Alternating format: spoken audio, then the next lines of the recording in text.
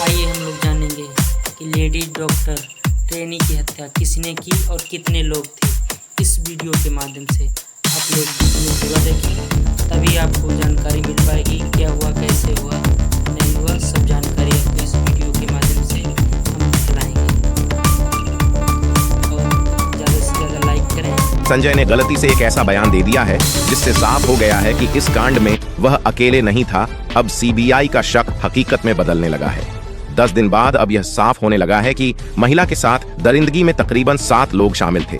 एक भयंकर खुलासे में बताया गया कि करीब 7 लोगों ने शराब पी, फिर उन्होंने पीड़िता के हाथ कसकर पकड़े, उसे मारा पीटा और उसके साथ बलात्कार किया।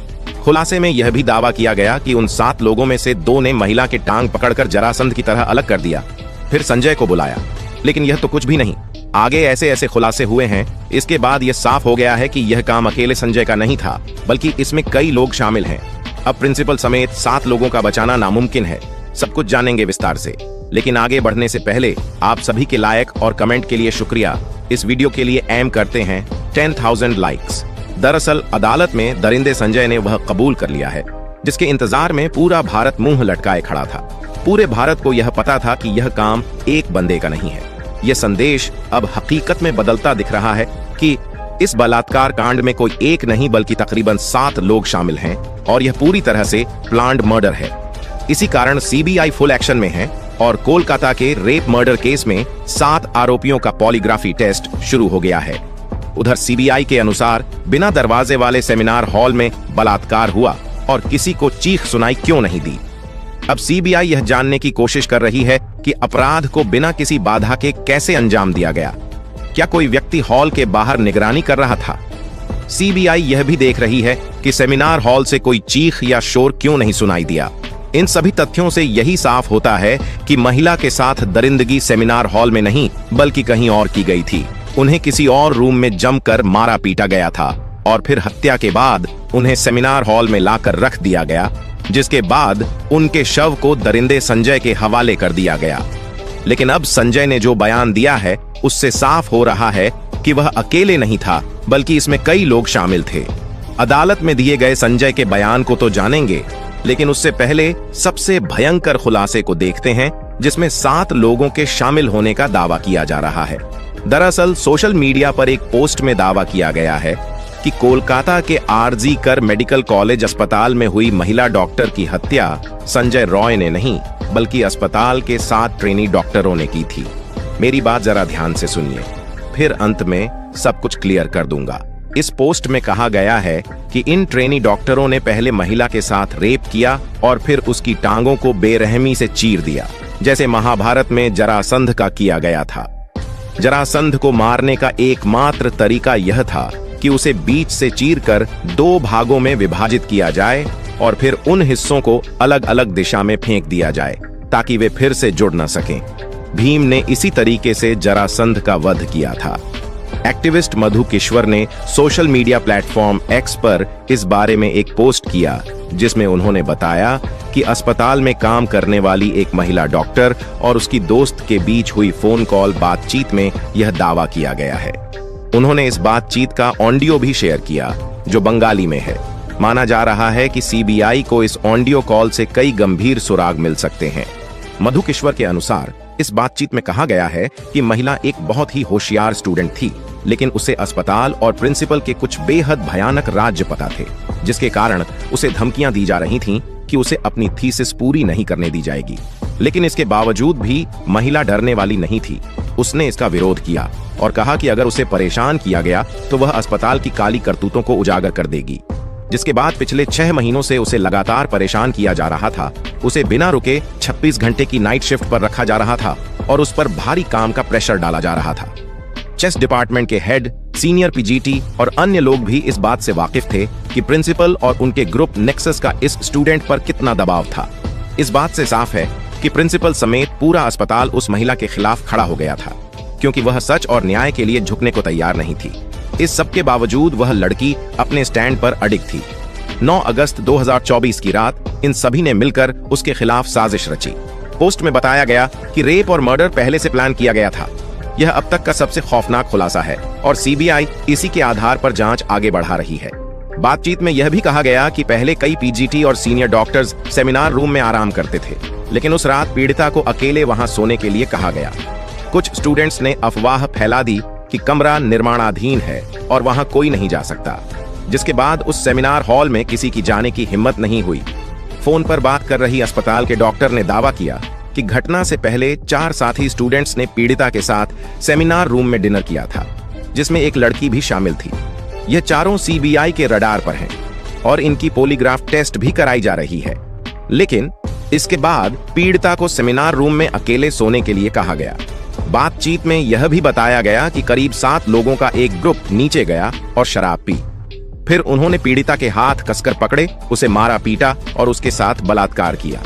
इस वारदात में एक महिला इंटर्न ने भी मदद की।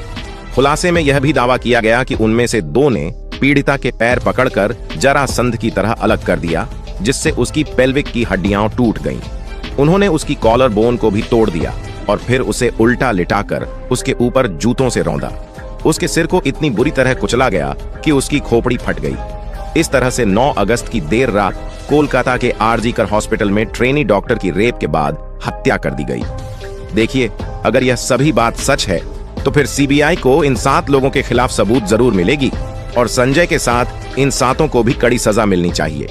इसके बाद जब ये सभी लोग वारदात को अंजाम देकर सीढ़ियों से नीचे उतरे तो संजय रॉय को देखा, जो ग्रुप डी के दूसरे कर्मचारियों के साथ शराब पी रहा था। इन डॉक्टरों ने संजय से कहा कि सेमिनार रूम में जाओ, वहां तुम्हारे लिए एक लड़की है। इसके बाद संजय ने अर्धनग्न शव के साथ बलात्कार किया ताकि उसका वीर्य पीड़िता की योनि में मिल सके। सुबह पीड़िता का अर्धनग्न शव मिला था। इसके बाद देश भर के डॉक्टरों ने विरोध प्रदर्शन किया।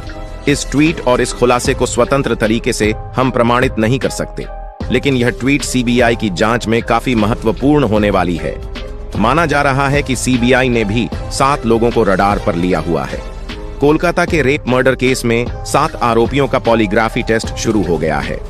मुख्य आरोपी संजय रॉय का टेस्ट जेल में ही हो रहा है। इसके अलावा सीबीआई ने आरजी कर मेडिकल कॉलेज के पूर्व principal Dr Sandeep Ghosh, 4 doctor जो वारदात की रात पीड़िता के साथ थे और एक वॉलेंटियर से भी पूछताछ कर रही है। इन सभी का पॉलीग्राफ टेस्ट सीबीआई के कोलकाता ऑफिस में हो रहा है। 8 अगस्त की रात इन डॉक्टरों में से कुछ ने पीड़िता के साथ डिनर किया था। फिलहाल सीबीआई इन सभी से गहराई से पूछताछ कर रही है, लेकिन अदालत में आरोपी संजय ने एक बयान देकर सभी को हैरान कर दिया है। दरअसल 23 अगस्त को सियालदह कोर्ट ने संजय को 14 दिन की न्यायिक हिरासत में भेजा। इसी सुनवाई के दौरान संजय पॉलीग्राफी टेस्ट के लिए भी तैयार हुआ था। मजिस्ट्रेट ने संजय से पूछा था कि वह पॉलीग्राफी टेस्ट के लिए क्यों तैयार हुआ। इसे लेकर संजय ने कहा, पॉलीग्राफी टेस्ट से साबित होगा कि मैं निर्दोष हूं, मुझे फंसाया जा रहा है। संजय के इस बयान ने बवाल खड़ा कर दिया है, क्योंकि वह खुद को निर्दोष बता रहा है। इसका मतलब साफ है कि इस कांड में कई लोग शामिल हैं। इसी कारण सीबीआई फुल एक्शन मोड में आ चुकी है। सीबीआई का मकसद इन कर्मचारियों के बयानों को जांचना है, क्योंकि बाकी मेडिकल रिपोर्ट्स जैसे पीड़िता के शरीर से लिए गए DNA, vaginal swab, PM blood उन्हें सीधे तौर पर घटना से जोड़ने में नाकाम रही है। सीबीआई जानना चाहती है कि क्या इन चारों डॉक्टरों ने सबूतों के साथ कोई छेड़छाड़ की थी या फिर वे किसी बड़े षड्यंत्र का हिस्सा थे, क्योंकि पोस्टमार्टम रिपोर्ट इधर उधर करने में प्रिंसिपल समेत यह सभी लोग बेहद माहिर थे। इस कारण सीबीआई इस घटना को कई एंगल से जांच कर रही है। आरजी कर अस्पताल के पूर्व प्रिंसिपल संदीप घोष से आज लगातार 9वें दिन पूछताछ हो रही है। सीबीआई की टीम ने घोष से अब तक करीब 100 घंटे की पूछताछ कर ली है, लेकिन अब तक उनके जवाबों से संतुष्ट नहीं है, क्योंकि वह बार बार अपने बयान बदल रहा है। इससे साफ हो जाता है कि इस कांड में उसका बड़ा हाथ है। सीबीआई अब तक ट्रेनी डॉक्टर के रेप मर्डर केस में 73 लोगों से पूछताछ कर चुकी है, लेकिन सिर्फ 7 लोगों पर ही सीबीआई की नजर टिकी हुई है। सीबीआई यह भी पता लगाने की कोशिश कर रही है कि क्या सेमिनार हॉल के बाहर कोई और व्यक्ति तैनात था। इसके लिए सीसीटीवी फुटेज की गहराई से जांच की जा रही है। अधिकारी यह भी देख रहे हैं कि जब घटना हुई तो सेमिनार हॉल के अंदर से कोई आवाज क्यों नहीं सुनाई दी। सीबीआई के अनुसार अस्पताल के सेमिनार हॉल के दरवाजे की चिटकनी कुछ दिनों से टूटी हुई थी और यह बात सबको पता थी। इसी कारण जब डॉक्टर रात 2 से 3 बजे के बीच हॉल में गईं तो दरवाजा बंद नहीं कर पाईं। एक ड्यूटी डॉक्टर ने उन्हें सोते हुए भी देखा था। अब सीबीआई यह जानने की कोशिश कर रही है कि अपराध को बिना किसी बाधा के कैसे अंजाम दिया गया। क्या कोई व्यक्ति हॉल के बाहर निगरानी कर रहा था? सीबीआई यह भी देख रही है कि सेमिनार हॉल से कोई चीख या शोर क्यों नहीं सुनाई दिया। आप इस तस्वीर को देखिए। इसी अस्पताल के दूसरे मंजिल पर सेमिनार हॉल में वारदात को अंजाम दिया गया था।